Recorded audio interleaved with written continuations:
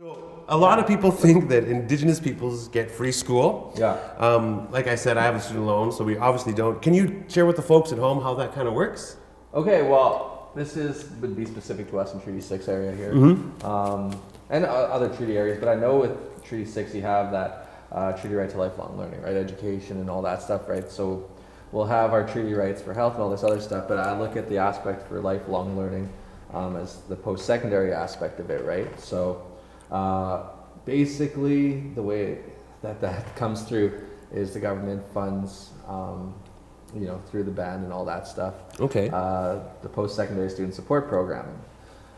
The thing that I have an issue with there is that we have giant wait lists going on, and they don't take a look at the formula to say, all right, let's look at the wait list and bring that into the formula for funding. And also, if you're on reserve and you've got some kids and you leave, for a job or whatever, you leave the reserve with your kids, then they're not counted in the nominal roll on reserve. What? So they don't get, the First Nation isn't allocated post-secondary dollars for those students who are your kids are eventually going to graduate and want to go to university, but INAC has never looked at their numbers.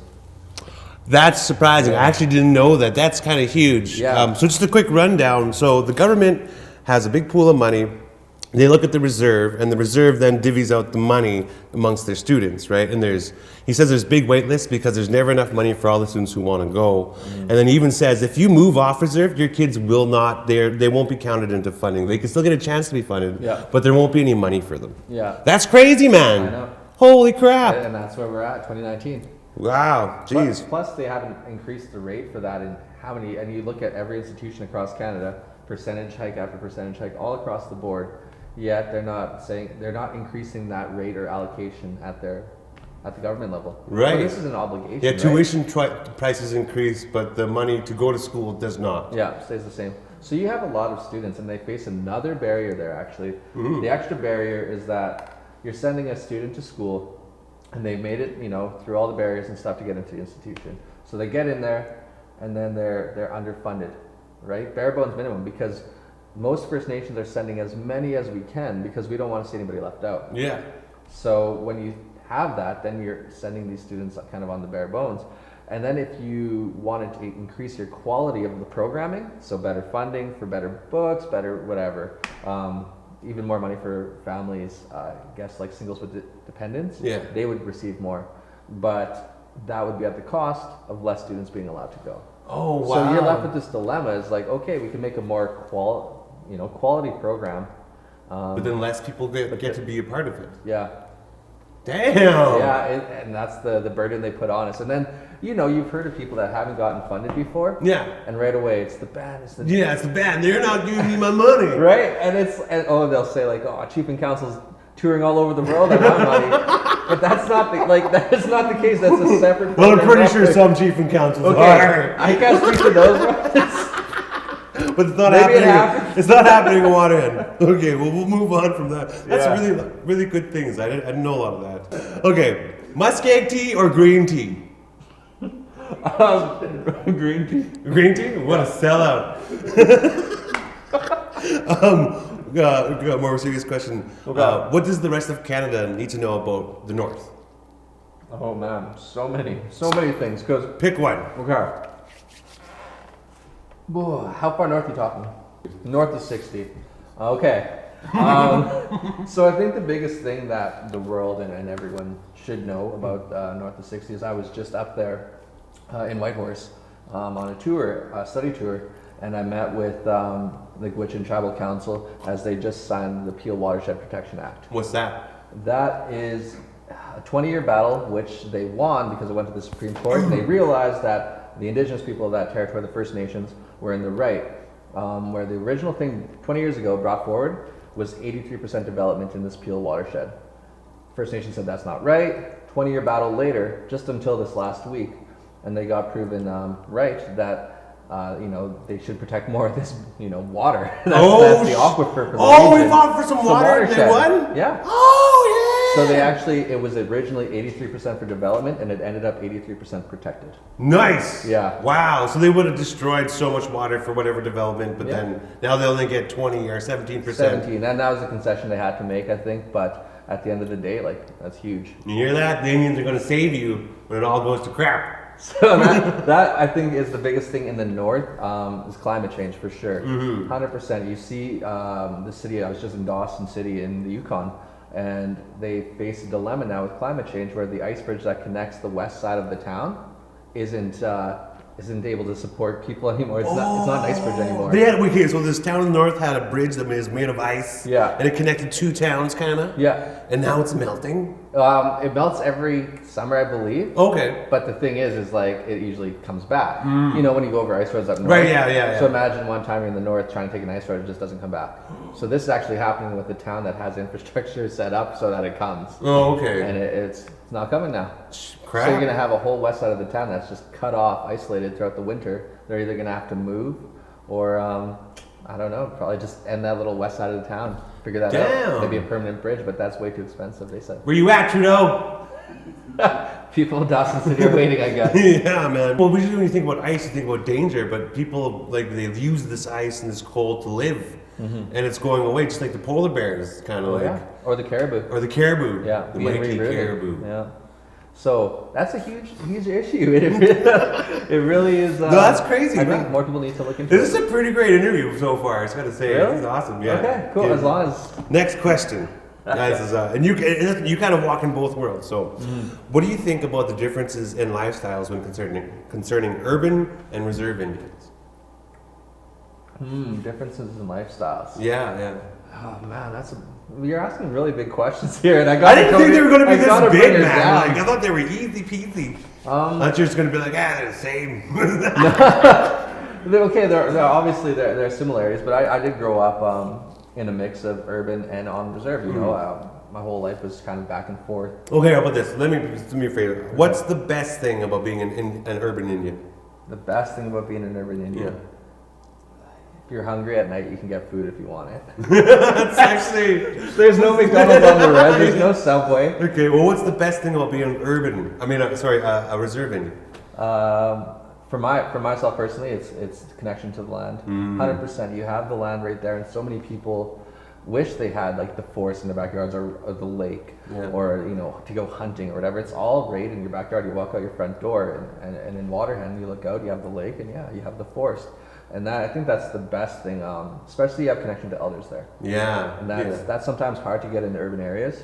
So you have a lot of young Indigenous people in these urban areas that don't really know where to go to connect with an elder. On reserve, sometimes we take that for granted. Some of our young people that you have like 50 elders sometimes, just all around, and they're ready to share their knowledge. And so that would be a huge difference. Access. I know Saskatoon has been doing a bit more with White Buffalo and stuff. I know Maria Linklater's been making herself available. But that's one elder. That's only one for like all of Saskatoon. Exactly, yeah. And she's like the elder for every, like Saskatoon Police Service, University of Saskatchewan. So they're running her, they're running her everywhere. Yeah, we need some more elders to come here, I guess. I don't know. Okay, so what's the worst thing about being an urban Indian then? Daily racism, 100%. You face it when you walk down the street. You want to buy something at the store. You just feel uncomfortable a lot of the time. As an urban Indian, when you go into these spaces that maybe aren't our own as Indigenous people, you just feel the eyes on you. You feel the extra looks. It's just an extra pressure that we have to deal with. Yeah, it's an extra. And the thing is like non-Indigenous people or non-people of color, they don't understand that. They'll try to say like, I feel uncomfortable in the store, and they're like, oh, why do you feel uncomfortable? You're pulling the race card? And it's like, no, like, you have to be a person of color to realize what it's like to walk to a store. Or you take them to the res, and then they know. Yeah. And then they can see and feel that, Well, like, you'll get the extra looks, but once they know you on the res, they'll talk to you. They'll talk to you. They'll be fine, but they don't know that experience of being the other. And they can't, what you don't know, you can't recognize, for sure. Yeah. So I would say that's the biggest struggle. What's the biggest struggle? What's the worst thing about being a reserve Indian? I think on reserve, you're dealing with on reserve a lot of issues on your own. So if it's mental health issues, or if you're having family issues or stuff like this, you don't have a lot of access to services that Indigenous Indians, in the urban centers do have. So I would say, like, you know, if you're having issues with, you know, your spouse or something, sometimes there's only one counselor for the whole community of Waterhen, about 1,000 people. Right. And then it's also the social stigma. Oh, I saw her coming over to your place doing house visits. Is everything okay? You know, Oh, like, snap. yeah. We see that with our young people in the school. I ask them, you know, why don't they go and talk to our school counselor a bit more? And now it's become, you know, kids are like, oh, you're gonna go talk to the school they know they know the room, they know the school counselor. So when a kid goes talking there, all of a sudden that kid comes out as a target to get bullied. Oh, snap. So that's such a tough thing. I'd say that lack of access is the toughest thing on reserve. I wish it were better, but you know, we're trying to get there. We're trying to build more supports through Jordan's principal funding. That's started to come in. We've been able to get more mental health supports, more counselors in the community. That's good. And also to send our youth out for different opportunities. So that's been, we're working on it. Yeah, well, it's not an easy solution, not an easy problem. Yeah. That's good to hear. Yeah. So next question, res dogs, menace or Indian's best bro? Menace. Menace. Terrible. Terrible. They're terrible. They're terrible. Honestly, I've seen so many horror stories of people getting attacked by res dogs. Mm-hmm. And in our own reserve, I know people who've been attacked by our res dogs. Yeah.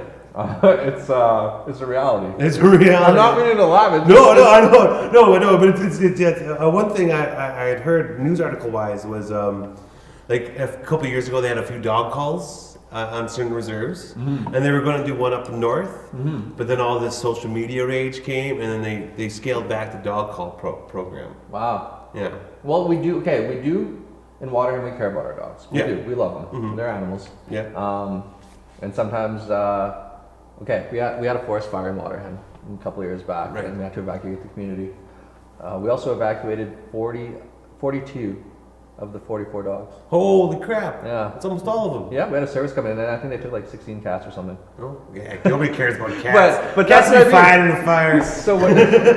So when we left, we actually took the res dogs with us. Wow. And we brought them back to you. Aww. But So we care. we do care in Waterhen. But about I mean, our like, dogs. you get 10 wild dogs. Yeah. It's a pack of wild dogs. We talked a lot about threats in the north, but the realest threat is against. Now, because we're dealing with Waterhen. Yeah. A lot of stories, a lot of things you hear. Yeah. What are you going to do against the immediate threat of aliens in the north, especially in Waterhen? Yeah.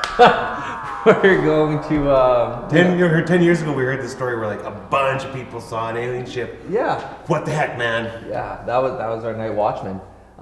He saw the ships, and there was actually a community member that got a video. And Oh, there's a video even too? yeah, there's a video. You come to Water and she'll show you. It's on VHS. I think. So It's on the res and it's on VHS. so show up. They'll show you the video. But the realest fact about it is they said that we have an air weapons range near ours, and that's a big story too. I could go an hour on that because they took our traditional territory to build this air weapons range. But they say that's what attracted the aliens. So you talk to my grandma, anybody in my family, they've all said, I've seen lights over the lake, UFOs. Everyone has a UFO story in Waterhen. Wow. So what are we doing to combat that issue? Yeah, man. You know, we have our night watchmen out there all the time still. He's just making in there. sure. Yeah. Yep, they're there. Keeping the skies safe. Yeah. Don't know what I'm going to do if they come down, but I'll watch it happen. Well, we got to make sure they don't come down, right? Yeah. So, yeah, that's the best we can do on that. And if Well, that's not a very good answer. Okay, interview's just about done. Yeah, tell the people at home what Dustin's got going on. yeah, for sure. Just in this one here. Yeah, this one here. Yeah. All right. So the biggest thing coming up is Christmas. So Waterhen Lake First Nation members in the urban areas, make sure to email the band office your email so we can send out your gift cards. Give them your full address. We'll make sure to get gift cards out to you. And if you're on reserve, we'll be coming by with turkeys. Hell yeah. Yeah, so open the door when we come by. I know it'll be cold out then, but it's a turkey, and Merry Christmas. Sweet. A little early, but yeah. Thanks for coming in. Hey, thanks for having me. That was a great interview. I appreciate it. Everybody, Dustin Fiddler.